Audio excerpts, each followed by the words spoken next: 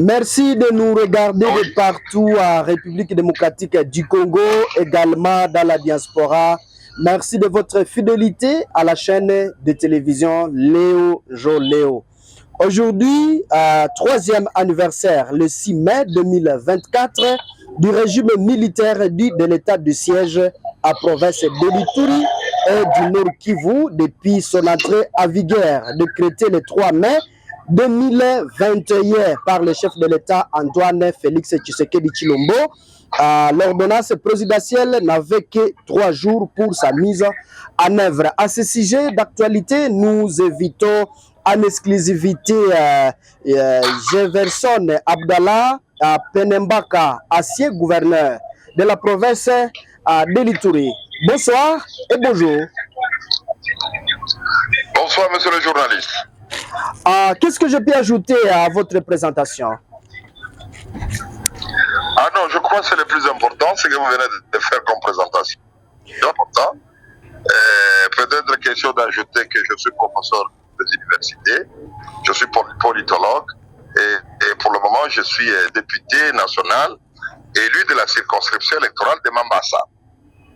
Oui, avec vous, 3 ans d'existence de l'état de siège en Ituri et au Nord Kivu. Quelle est votre lecture? Monsieur le journaliste, à ce stade, nous pouvons dire que le résultat est mitigé. Beaucoup de choses restent à faire. Il y a eu beaucoup de comptes lorsque le président de la République, que le gouvernement avait accédé à la demande d'une partie de la population pour qu'il y ait installation ou instauration de l'état de siège. Il y a eu beaucoup d'attentes. La population ne pensait et ne jurait que pour recouvrer la paix. Malheureusement, on a attendu très longtemps et jusqu'au moment où je suis en train de parler, d'échanger avec vous, la paix reste une denrée rare que les Ituriens et peut-être ceux de Nord Kivu sont en train d'attendre. Peut-être avant de passer à d'autres points, c'est ici l'occasion pour nous de lancer encore ce message pathétique à l'endroit des dirigeants, ceux-là qui ont la sécurité des personnes et de leurs biens dans leurs attributions, de doubler d'ardeur, de mettre davantage de moyens à la disposition de ces services-là pour que la paix revienne. Voilà. Oui, on peut savoir, Excellence, on peut savoir sur l'état de siège et est-ce qu'elle est infrastructurelle que sécuritaire? Bon, en principe, je crois, je ne veux pas tomber dans ces polémiques-là. Ce qui est vrai aujourd'hui, toutes ces actions en termes d'infrastructures routières construites, c'est du gouvernement central.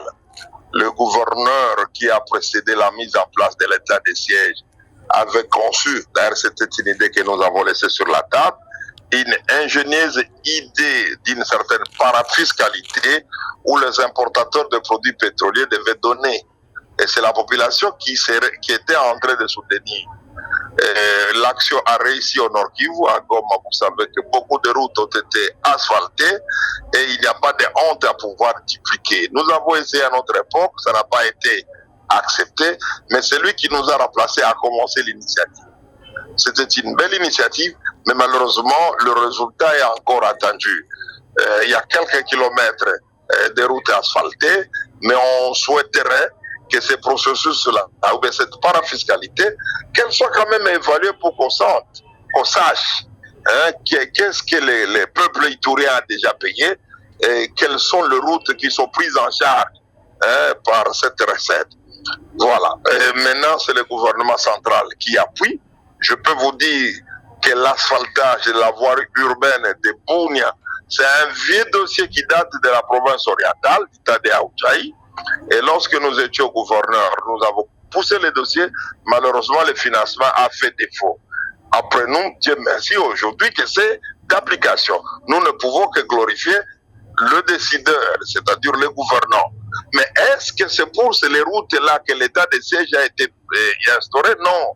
L'état de siège a été instauré pour que qu'on endigue définitivement avec les miliciens qui sévissent à Ituri, qu'on endigue définitivement avec l'insécurité qui sévit à Ituri.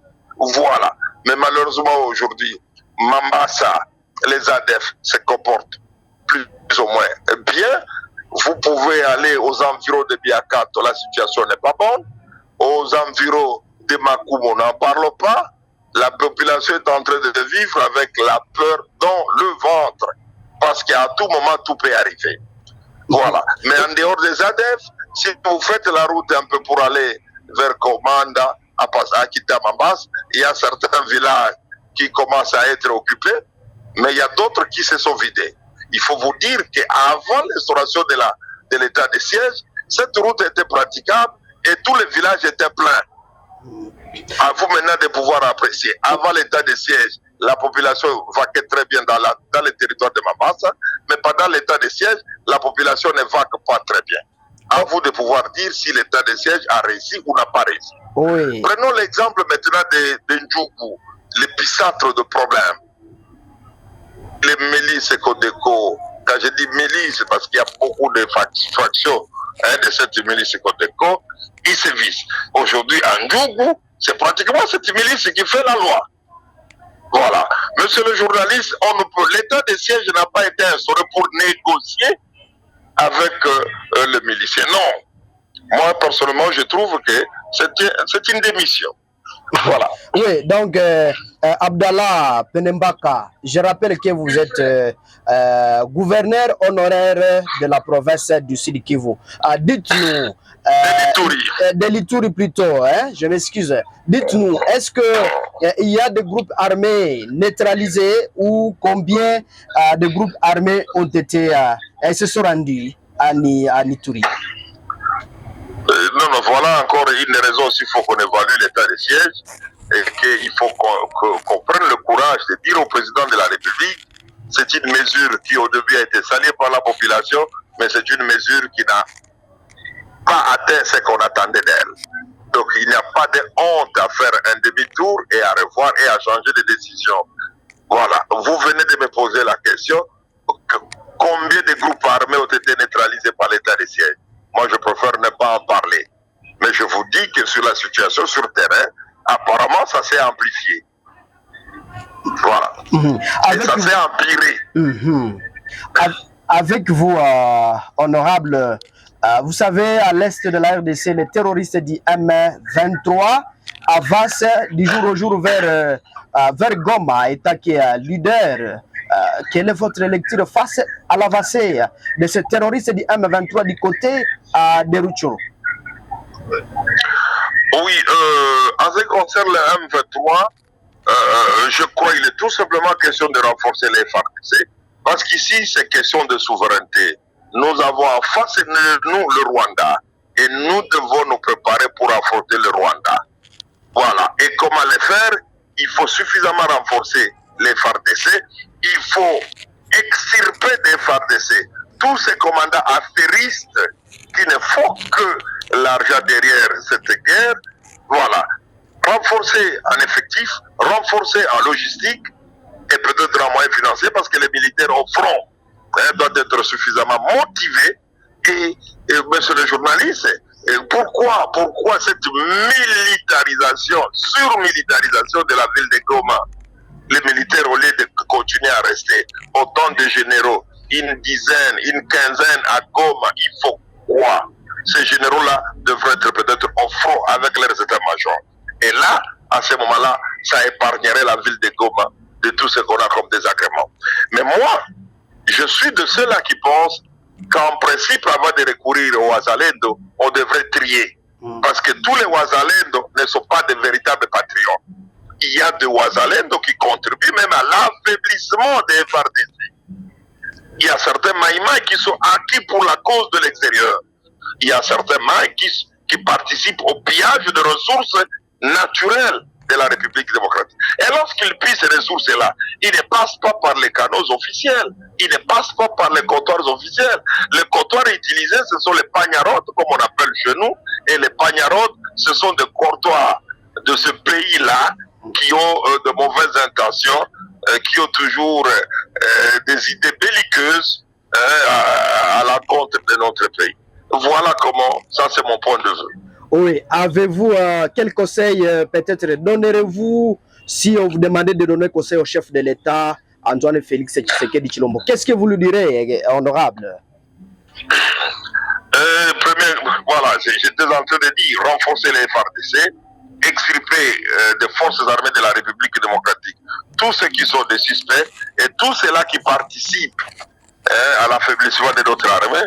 Il faut extirper des FARDC, tous ces commandants affairistes, monsieur le journaliste. Ouais. Comment comprendre qu'un commandant qui était ici à Kinshasa, il n'avait presque rien, mais lorsqu'il est affecté là-bas, 1 mois, 2 mois, il revient, il a autant de parcelles, autant de déguiles, ainsi de suite, et on les laisse. L'inspection générale de l'armée ne fait aucune poursuite derrière ces militaires-là. Voilà, et entre-temps, et nous apprenons parfois à gauche et à droite qu'il y a de ces militaires qui sont en difficulté. Moi, je soutiens les FARDC parce que nous n'avons qu'elle comme armée. Tout Congolais doit soutenir les FARDC. Nous demandons au chef de l'État de mettre un peu plus de moyens à la disposition de ces FARDC et que la population, voilà, moi en tant qu'un élu, je veux demander à la population de soutenir les FARDC, de les soutenir, d'être de véritables. Voilà. Oh, oui. En tout cas, honorable Jefferson Abdallah Penembaka, vous êtes gouverneur honoraire de l'Ituri. Sincèrement, nous vous disons merci d'avoir accepté volontairement l'invitation sur notre chaîne de télévision Léo Njoléo.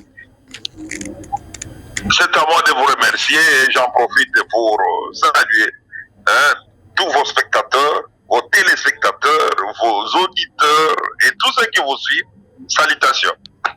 Merci beaucoup. Si c'est la première fois de nous suivre, chers internautes, ne manquez pas de vous abonner, aimer et partager nos publications. Au revoir.